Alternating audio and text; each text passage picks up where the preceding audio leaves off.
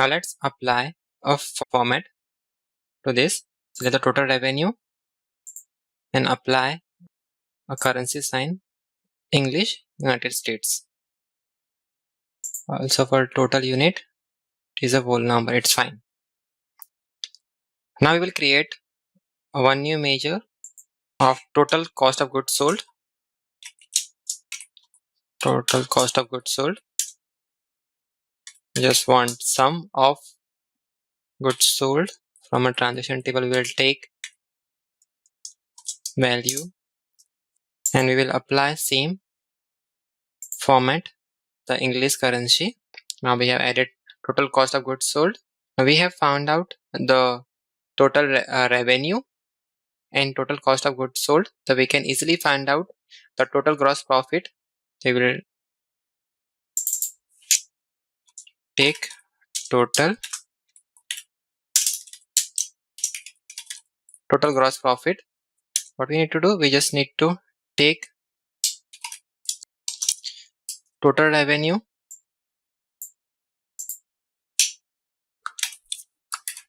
from a F table.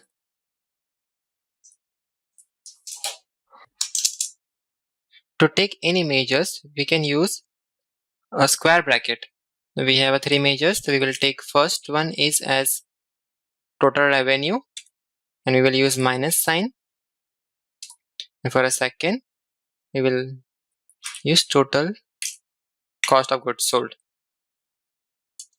Click on enter. Now we'll apply the formatting to this. English. Let's create one new measure of percent of gross profit.